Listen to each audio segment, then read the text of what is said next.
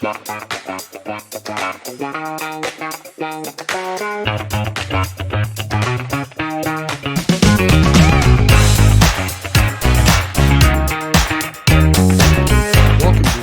podcast where we'll explore the journeys and successes of BNI Utah chapters members. I'm your host, Matt Kallunki with Zing Business Systems. Today, we're here to dive into the world of real estate and investment properties with our guest, Stan Larimer. How are you, Stan? Doing well. Good. Doing well, Matt. Thanks for having me. Let me just briefly introduce you. He does have 10 years of experience in real estate, both in investment properties and residential realtor. Highly specialized knowledge, really a unique perspective on the real estate market here in Utah, expertise in the Salt Lake and Utah County markets especially. Thanks for joining us. I appreciate you taking the time. Stan, would you mind telling me a little bit about your background? I saw here in your bio that you sold pest control and home security in the past. What got you doing that? Yes. So fresh off my LDS mission in 2004, attending BYU, Idaho, I run into other sales guys, recruiters that they start talking to you and they'll say, hey, you could maybe do well in sales. I hadn't known much of sales. Come to find out, I've been doing sales all my life. But in any case, they have approached me about it. I talked to them. I figured, yeah, let's give it a try. Found a great company, someone that I could go sell pest control for. I did that for a couple years, really enjoyed it. And that went on to selling home security systems. I did that for a number of years, really enjoyed that. So that was my initial sales experience. What appealed to it? Was it the hustle, the cause and effect of the work you did? What was it that drew you to sales? There's a combination of a few things. The money potential, of course, was intriguing at the time. Drew you in. At the time, this sales guy was telling me you can make $25,000 or $30,000 in a summer. Being the young 21-year-old that I was at the time, I was thinking, gosh, that's more money than I could imagine. Being a poor college kid. That was one intriguing thing. In talking to these guys, I was also very impressed with their sales skills, with their business knowledge, just their overall skill set and who they were.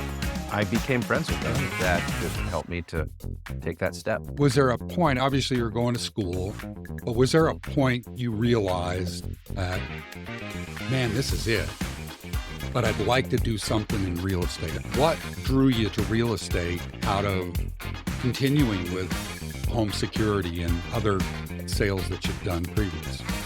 A couple, 2 or 3 years into that initial sales career, I realized I was really enjoying it, really passionate about it. And that continued onward throughout the years. And to get to your question, I was a partner with a small pest control company. We just sold out. And I had this opportunity to where I could continue in doing that, or I could take the next step. And in doing pest control and doing alarm sales, I did a lot of neighborhood research, did a lot of real estate research, and realized I really enjoy houses. I really enjoy learning about these neighborhoods, and why don't I take the plunge and get my real estate license? I hit a fork in the road where I could go back and reinvest in this pest control business and continue down that path, or change things up. And at that point in my life, I was single, I was traveling a lot, and I realized, you know what, let's plant roots, let's create a home base, which was in the Utah area, Utah County, you can say, and got my Why Utah County? Is that where you're from originally, or you just like the mountains? I went to BYU, and like any single guy, there's many more eligible women in the Utah County area than many more. You were only looking for one, right? Only looking for one. Yes. I was looking for that one, and Utah County just has they got a good thing going for it. There's a lot of good people there. And I'm certainly not going to complain. I moved here by happenstance, and that's almost 40 years later, I'm still here. I'm a transplant, but I didn't. Where from? My father had been in the military, so we transited the continent and Europe. So we moved here from Belgium, And then my dad retired from the Army here in Utah Valley. I met my wife, who is from Orem. Now my children are from Orem, which makes me transplanted. Yes, I know exactly what you're talking about. Orem in this area, it's a good place to be. Yeah, I'm certainly not going to complain. We bought a home here in 1990, and we've seen the valley grow significantly, residentially, commercially, over the course of that time frame. We're just right up above your Keller Williams. When we moved in, the apartments that are there next to where the Winco and Shopping Plaza is, that was an orchard. Funny you mentioned that. That's Milano Village and Italian Villages, right? Mm-hmm. And my wife and I first lived there when we got married. So yeah, love the area. Yeah, no, it's a pretty nifty space. Let's talk about why you're different from all the real estate people we know. What are the key things that you consider when you're helping a buyer buy their first home or their second home, or quite literally find the ideal? Yeah, I'm just trying to think. I ask them enough questions to get to know their needs. And not only their needs, but really what their thought process is, I want to try to find out what they're thinking and what their desires are. And that can help me to find them a house, maybe even not fully, because a lot of these buyers, they may not fully understand what it is they want. They're trying to figure that out as well. So I want to dive into their mindset and really try to understand what it is they're wanting. So that would be one key thing. All right. I've noticed that you've always been a good listener, and that probably helps. Depends if you ask my wife. You're never a prophet in your own land. No. Familiarity breeds contempt. But how do you change that up when you deal with a seller? We talked a little bit about how you approach a buyer. Mm-hmm. How does that change when you're working with a seller? Yeah, great question. A seller is usually most concerned with how do we sell our house, and how do we get top dollar for it? So those are some of the thoughts going through a seller's mind. We want a good buyer. We actually want to sell our house. And how do we get top dollar? And so I try to approach it like that. How do we get you a great buyer? How do we get you top dollar? And I really think of it, I always have in mind, how would I do this? If I owned your house, how would I sell it myself? What methods would I go about? How would I market it?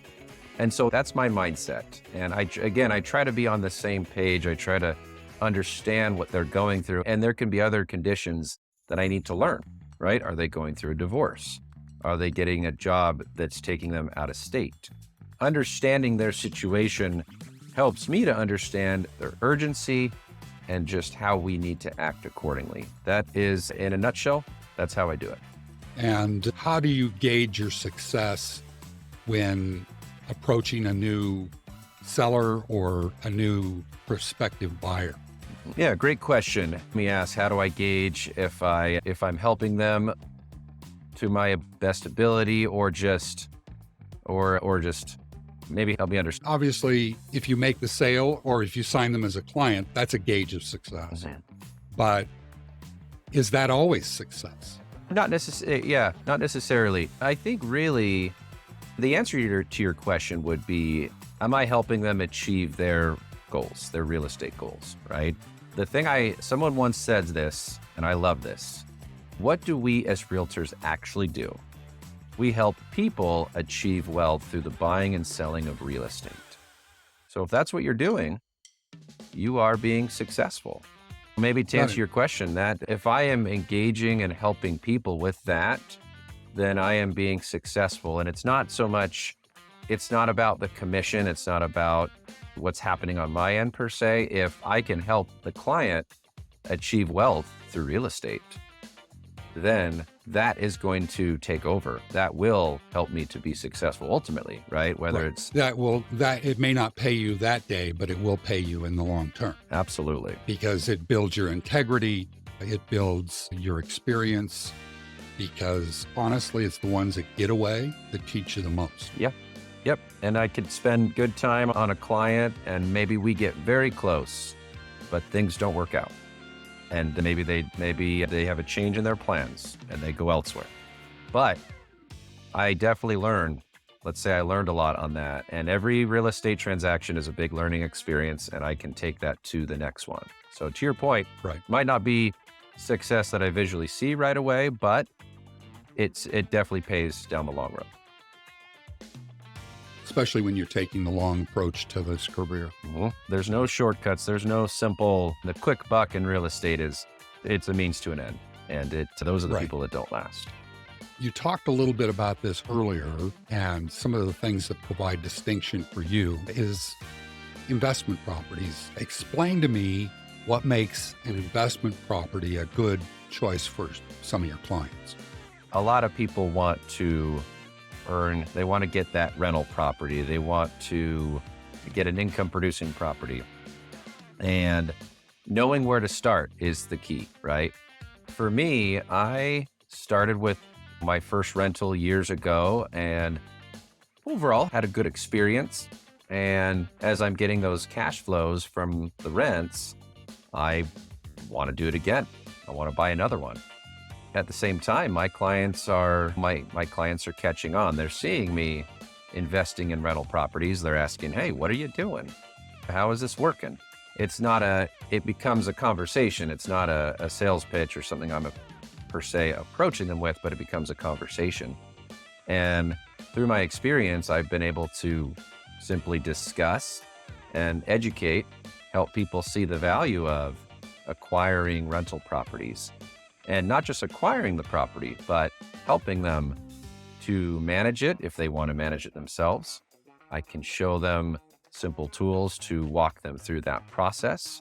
If they're not the managing type, I have great resources for property managers to get them connected there. So it's really and today it's turned into this whole thing of, if you want a rental property, I can help you in multiple ways. But I've become passionate about it. I've really enjoyed doing it. All right. So when you sell an investment property, do you sell more investment properties or more homes? Or they're all homes, obviously. If they're a rental property, it's someone's home at some point. Which one do you sell most of? That's a great question. Sometimes I feel like it's 50-50. There's maybe, let's say, your typical buyer, young family. They need to move into they need a house. They're going to move in like normal. I love them, love working with them. They're great. That's how I build long-term relationships, right? Through those, let's just call them young buyers. Sure. Or even middle-aged buyers. But then you have, on the flip side, an investor can be someone as simple as just a common person, or someone, let's say, like you or I, maybe even younger in our life. And maybe they own a house and they realize, hey, we need to get into the rental game. How do we do this? But can I even do this? Because let's say this person's just 27 years old, and on their minds, it just seems like such a far stretch to jump into the rental game. Sure. Guess what? It's not that difficult. And I will let's use that example. Someone is 27 years old. They're married. They've got one child. They own their house. They want to get into the rental game. And in talking to them, maybe we have a conversation that goes like this.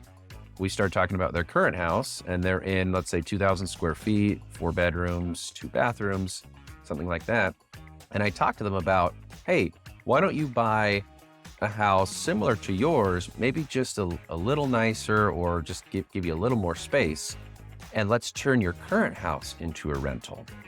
So that way, if you buy a new house and move into it, you'll get a better interest rate. You'll get an owner-occupied interest rate, which is much better than an investment property interest rate by almost 1%.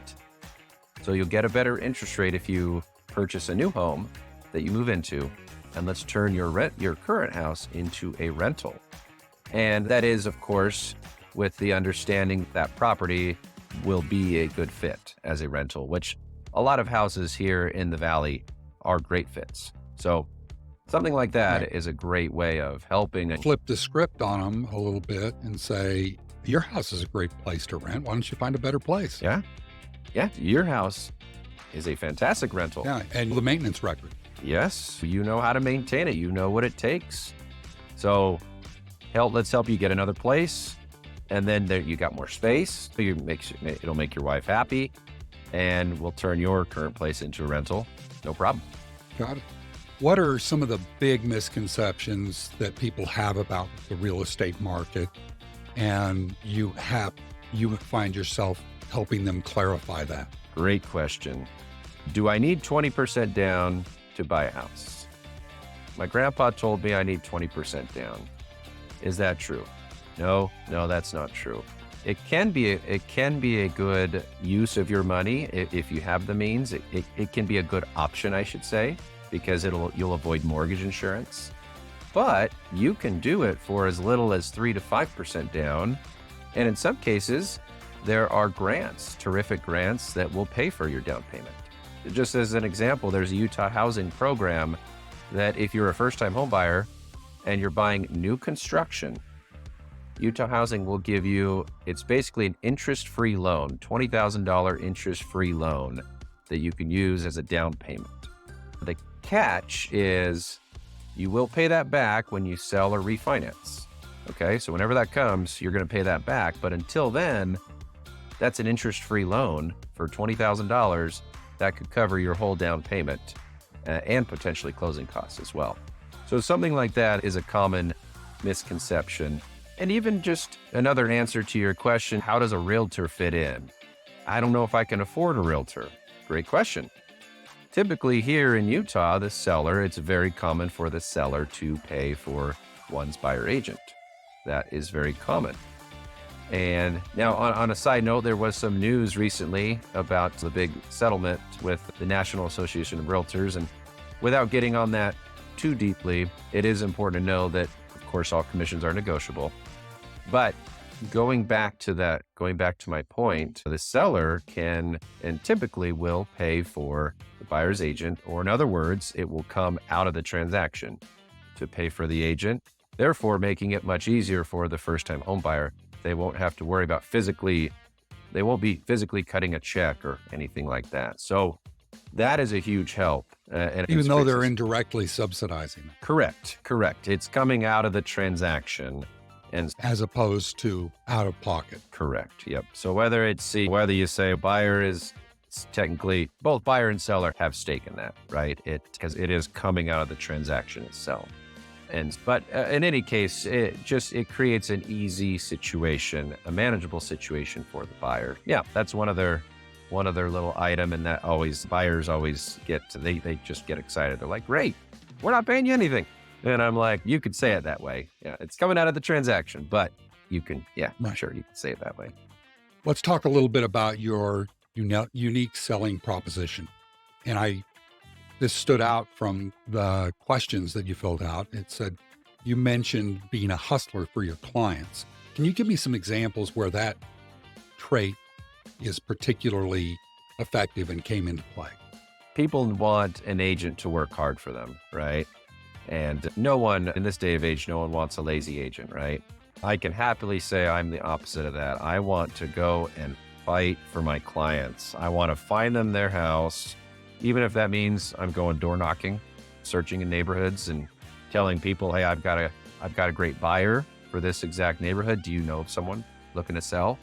Or when it comes to negotiating and trying to get the right price for my buyer, which this is a weird market that we're in, but the one good thing about it is buyers can negotiate. And I am a negotiator. And if I can save you 10 grand off of the price that maybe the other guy wouldn't, that's a win right there. But really, my whole goal is to stay on top of the transaction, to stay on top of it, to work hard and to provide that. And my goal is to provide that excellent level of service and hustle and get it done. Hustle. Yep. So how does your passion for real estate drive the way that you work with your clients? Because I love real estate, it just helps. It ties everything together. We've got a great client, and I'm all about getting what they need and helping them to find what they're looking for. And on the same token, I love real estate. I'm very passionate about it. I'm a huge believer in real estate. So it's hanging out with a friend and going to your favorite restaurant at the same time, or going to one of your favorite sports games. A win. So it makes it easy. Right. It makes it easy for me to help them because it's something I enjoy doing. I really enjoy putting the time into it. And yeah, just creates that win. And I like to say it's all about the American dream, right? I see people from all across the world who come here and want to invest in real estate. And the American dream is really something special. It's ownership, home ownership is what it comes down to. And we want to be able to achieve that. We're blessed with the ability to get that here in this country. So again, going back to the American dream, I let that do the selling, right? I'll let the American dream, the thoughts of that do the selling. I just have to educate and inform and help people help navigate to accomplish that American dream and to find that. So what lessons have you learned in your years of experience that would benefit let me rephrase that. What lessons have your years of experience taught you about real estate investment that might be beneficial to people that watch or listen to this? Know that real estate is a great thing. And yes, it can be daunting if you don't own any property yet. And yes, there's a lot to learn, but just know that real estate is resilient and real estate will bless your life when you do start, whether it's your first property or when you start with your first investment property. Real estate is powerful and the long-term wins. Okay, there are ebbs and flows, there's ups and downs. Right. We all know that, but the long-term wins. I remember the night before we bought our first home thinking, did we get a good deal? Is this ever going to be worth this much? Because it was at the beginning of a real estate boom. And I just remember being almost breathless in anticipation. And once you get in the house, that goes away after a couple of years. You look back and you're like, why didn't I buy another one? Or why was I sweating? I wasn't into collecting homes. I was into collecting lifestyle. Yeah. But to your point, I think every buyer, when they're first buying, they are both excited and nervous. And and I tell people those are the right ingredients. And that's why having a guide who listens is so important in helping them navigate that anticipation. The fact that we're going to sign for it, you're going to get the keys. This is what's going to happen in this time frame. And as soon as it does this, then you've got to have a skilled navigator, and that's where you come into play. Yep. And that's why I really enjoy it, because I understand the emotions. I understand how big of a purchase it is. And so that just makes me all the more passionate about it. Can you think of an example of where you helped a customer overcome a significant challenge in their real estate journey? What comes to my mind is I've had a few experiences where, let's say the first time home buyer closes on their house. They talk to me and they say, Stan, that was maybe just a little easier than I thought, or just wasn't quite as daunting. And I love hearing that, because that is my whole goal, is to make it a good process, to make it a little more manageable, to take the monkey off their back, or just to put them at ease. It's really about identifying their needs and making sure that you're there to pick up those deficits or offer words of advice. And the fact that people are so relieved when it's done and realize that it wasn't as complicated as everyone else made it out to be. Yeah, exactly. They realize, and maybe sometimes this is a month or 2 or 3 months after the fact, but they realize, oh, wow, okay. That wasn't as, it was just a little more manageable. And maybe maybe they've been to dinner with friends and they've realized that their realtor didn't do them, their friend's realtor didn't do them any favors, or they're hearing nightmare stories about getting another transaction through. And that very well happens. That happens quite often. And I'll get that text or phone call from my client saying, hey, thank you for helping us to avoid that. Thanks for not making that our experience. So yeah, little things like that. And then also, you were running interference for them. Yeah. And also, and I love to, if I can find them the right deal or find them the property And I love it and I'm well aware there are other agents out there, right? We've talked about that before. You've heard rumor of them. I've heard rumor that there could be other agents out there. I love hearing if I can find them the property, and if in conversation with them, they tell me that, Stan, I don't know if we would have made this happen without you. I don't know if we would have achieved exactly what we were looking for without you. That to me is incredible. It's incredibly flattering, and it just makes me feel like I am very happy that I was there and that we did this journey together. So something like that, that's one of the biggest compliments I could receive. Right. Doesn't always happen, but huge compliment. You've been at this now for 11 plus years. A little over 10 years. Can you think back to one or two of the most rewarding experiences you've had as a realtor?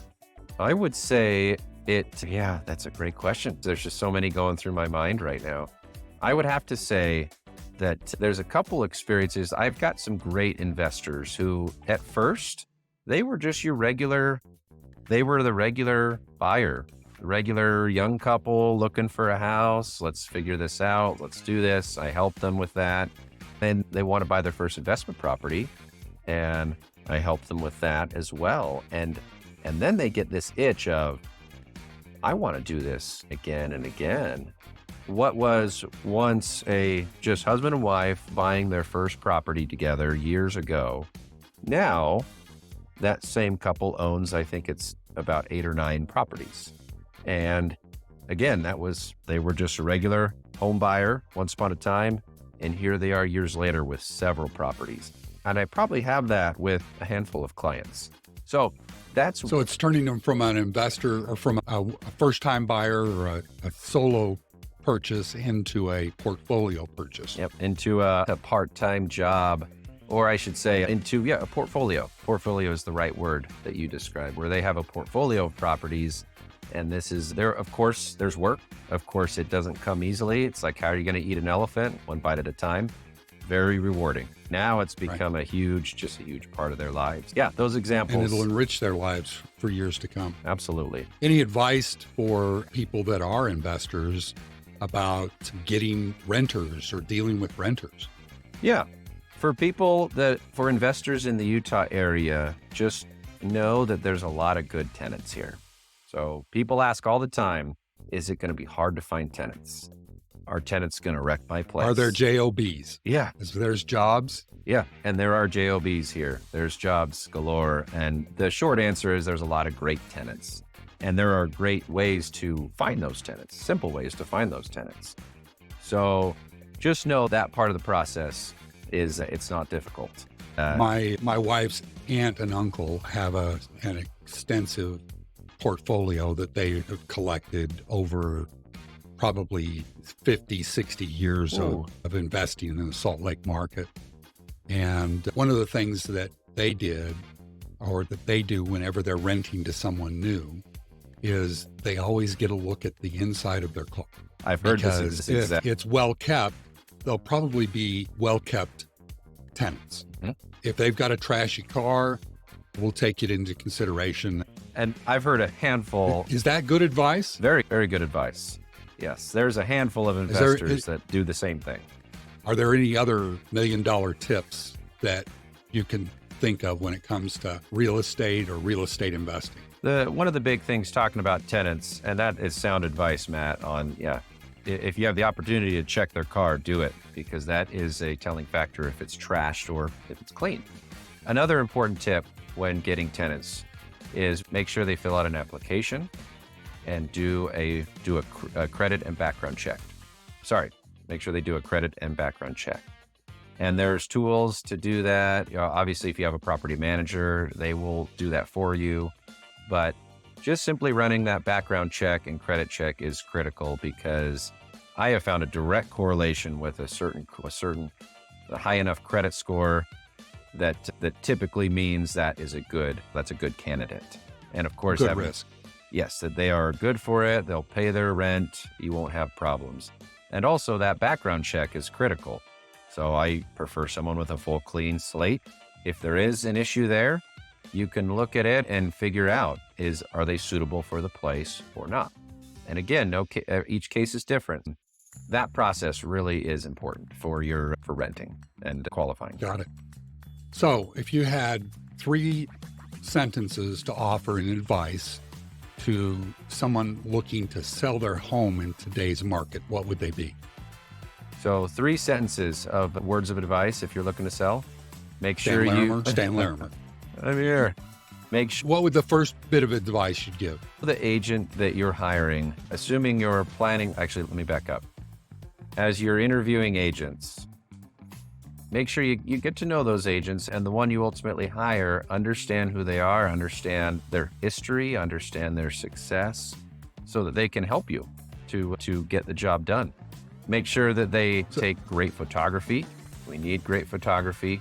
It's amazing how many terrible listings there are with thumb in the corner of a picture, and I just don't get it. Or you see someone in the background taking a picture right, like that in a mirror. Make sure you price your home correctly. So there's a phrase, when you price too high, you're putting a price shield over that.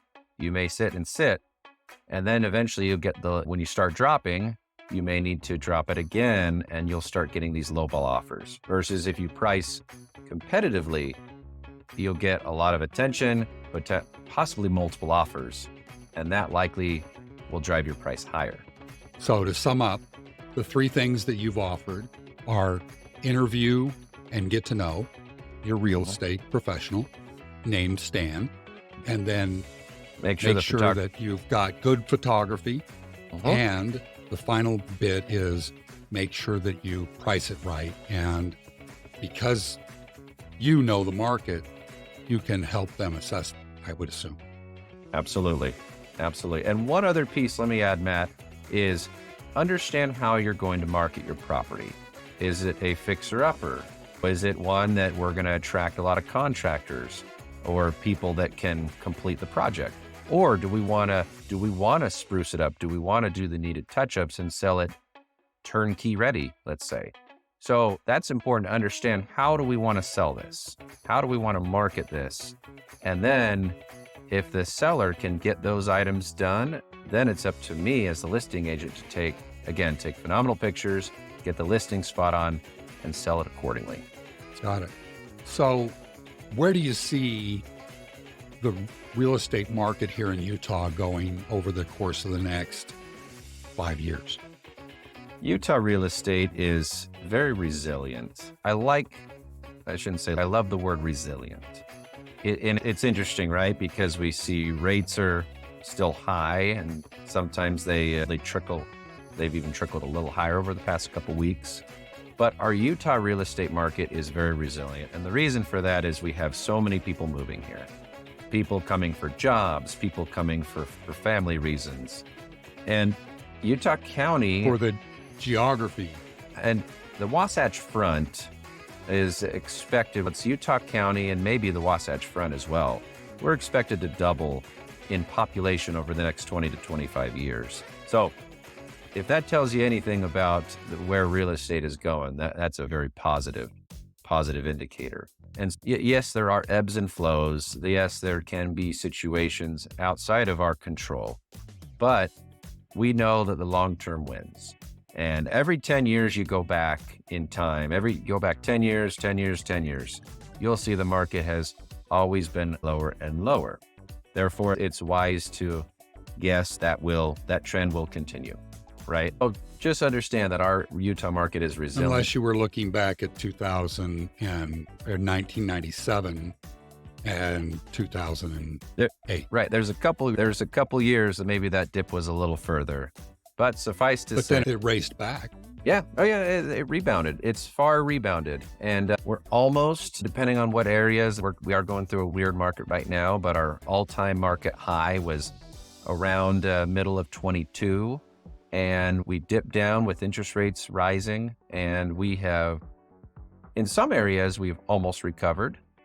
Some areas maybe we have recovered, but that's even still with rates relatively high. We've had some appreciation. So the point being is, Utah market, if you have and I always talk to people, what is your plan? How long are you going to hold this property for, right? Is this a 1 to 2 year plan, 3 to 5 year plan, 7 to 10 year plan, right? Because that will matter based on what they're trying to achieve. And if someone is 5 to 7 years in that range, that typically will protect them through, if we do go through a downturn, they simply can ride it out and sell when they need to. So just know that our market is resilient and the long term almost always wins. Nobody's accused you of being an optimist before, have they? Never. They tell me my pessimism I should you should grow their pessimism a bit. Yeah. We talked about a time frame there in the next 5 or 10 years. What goals do you have for Stan and your business in the next 5 years? I would love to grow my business. I would love to find more clients, just as I have had the privilege of working with. I'm definitely at a point I want to expand. I want to expand and take my business to the next level, and that is helping more and more clients. I have other colleague agents that I work with who can help and provide support as needed. But yeah, I would love to grow. I'd love to grow. Do you call them acolytes or devotees? Devotees, colleagues, something like that. Colleagues, yeah. Colleagues. There you go. But I have the tools and the resources necessary to grow and expand. And so over the next 5 years, definitely looking to grow and expand and help. If our listeners want to reach out and get a hold of you, what's the best way to get a hold of you? Just call me or text me. Call me or text me. Okay. You'll get a response probably within the hour. If not, then it'll definitely be the same day. But yeah, call or text, and I'm here. Okay. This next 30 seconds is yours to plug Stan Larimer and your real estate business. So have at it. I love real estate, and this is something I'm very passionate about. So if your goal is to buy and acquire real estate, let's talk. I'd love to sit down and talk and tell you about myself, tell you what I can offer, learn about you as well and what your needs are. If you need to sell real estate, again, I love it. And one interesting thing I'll tell you is I like to find a way to see if it makes sense to hold the property, right? I believe in holding and growing that long-term wealth, right, through real estate. So I'm a believer in holding property, but there are occasions where someone might need to sell. And if that's the situation you're in, I would love to chat and I would love to go over my strategy and find out what your needs are and see if we can get your home sold. So that's my 2 cents for you. Stan, it's been a pleasure to get to know a little bit more about your business. It's clear you're very passionate and professional about what you do, and I appreciate you sharing this with the One-to-One podcast. In the near future, we'll be having more episodes. Your willingness to follow Austin with this second episode has been a bit of an icebreaker. Thanks. I appreciate you taking the time. And thank you for joining us for the One-to-One podcast, where we get to know the members of the Summit BNI chapter in Orem, Utah. I'm Matt Kallunki from Zing Business Systems. Join us for future episodes. Subscribe and get the latest One-to-One podcast.